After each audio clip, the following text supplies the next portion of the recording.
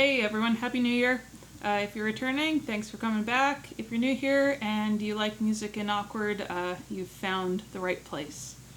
As you can tell by the thumbnail, I'm going to run down some of my favorite albums this year. In my albums, we've got a No Surprise, as they're from one of my favorite bands. My second favorite band, actually. A Complete Surprise by someone who I'd previously been unaware of.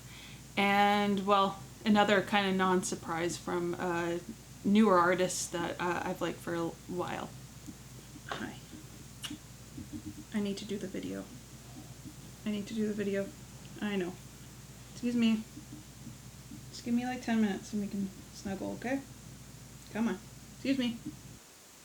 Okay. Okay, now we can officially get into it. I'm going to start with a couple of honorable mentions. First up, shockingly not in kind of my top three, is the Foo Fighters, But Here We Are. The Foo Fighters, if you know this channel and watched any kind of videos, and there's a good chance you know that the Foo Fighters are my favorite band.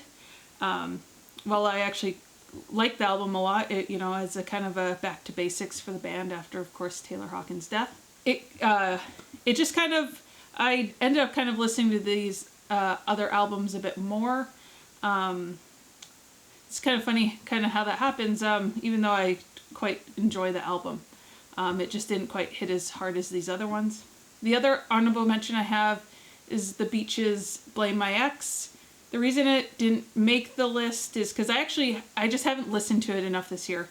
I have a feeling like the other two albums on this list, it might make my list next year as kind of like a previous release that gets a lot of rotation. It's just I haven't listened to it quite as much as I'd like. It kind of got mixed up with two of the albums on the top three, and I feel like it just needs more time to make the list. The honorable mentions that I mentioned from previous years, one being Dear Rouge's Spirit that came out last year.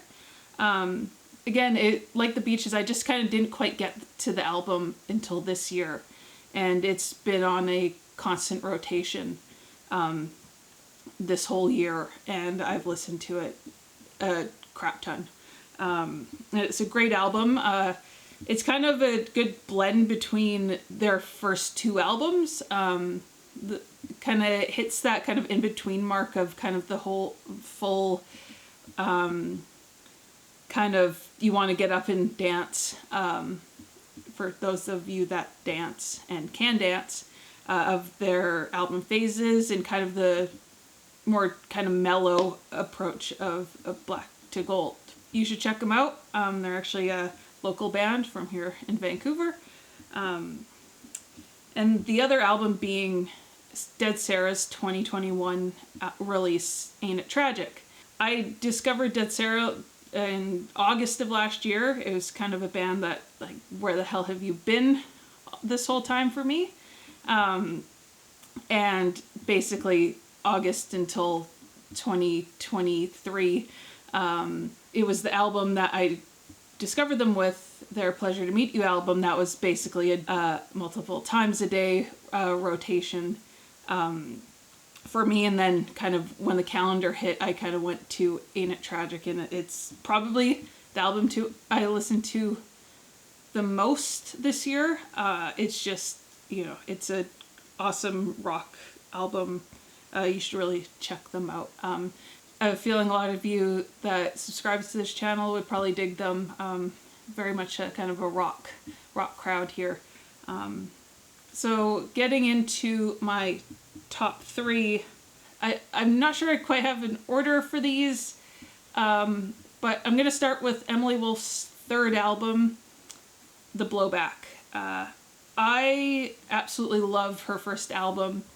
I really liked Outlier, and I had expectations for this one, and she kind of blew them out of the water. It's a real great next step in her career. She really kind of stretches herself, and she ended up producing this album as well. As I said, she really stretches herself, like, vocally and musically, and she envisioned this album kind of as 2 EPs.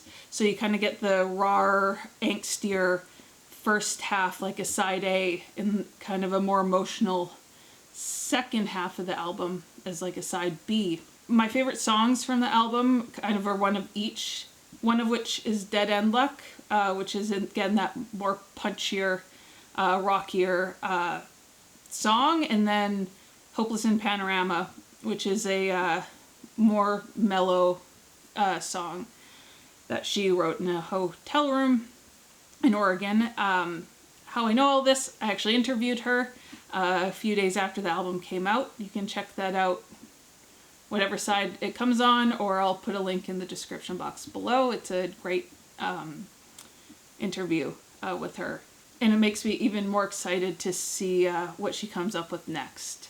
Next up is Blonde Shell's debut album, Blonde Shell.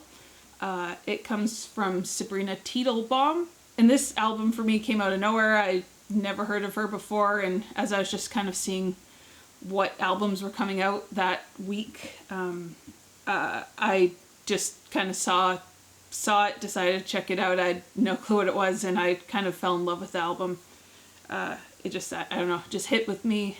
It's a very kind of 90s alternative indie alt kind of grungy sound, very much kind of like a Liz Phair of that era, or like a Hole. And it just kind of, it rocks, but it's in that kind of 90s way. Yeah, my favorite song being Dangerous, which is the last song on the album, which is again just kind of a more mellow, it's not acoustic, but it's acoustic-y kind of vibed song. Olympus, which is like a rockier tune. It'll great to see kind of her evolution going forward, because she actually started out going under the name Bomb as a more pop act, but kind of hated the music she was making, and wanted to pivot, and thus she became Blonde Shell. And last but certainly not least is Metric's Formentera 2. Metric has been a favorite of mine since high school, ever since seeing the poster of a girl music video on Much Music. They've been one of my favorite bands, and I had high hopes for this album, great expectations, because I loved Formentera 1, and so going into Formentera 2, they're, you know, like I've said a million times, I had great expectations, and they did not disappoint. It's kind of the best of what Metric has to offer, all their kind of styles and rhythms, and it at the same time feeling like an evolution, even though the band has been around for so long, decades now, that it's cool to kind of see different flavors and different sides of the band while still staying Metric, undoubtedly Metric. My favorite song of the album is Who Would You Be For Me, which is, again, kind of a bit of a different flavor for Metric, but not too far away. There's acoustic guitar, which you don't often hear in a Metric tune. There's just something about the way the song's crafted and the melody that just hits me. And then like a groovin' tune like Just This Once is another one, which is just Metric to a T. You just want to groove and have a good time while you listen to it.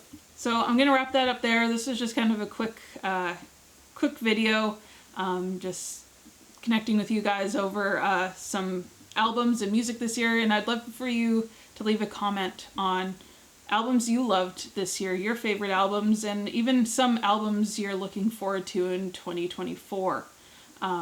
I'd love to hear, and I love to hear about new music. And if you like this video, I'd love if you hit that subscribe button. I have some big plans for this year that I'll get into in a future video, maybe later this week, going into kind of what I'm thinking for the channel going forward. And yeah, thanks, and have yourself a good one, and have yourself a wonderful 2024. Thanks.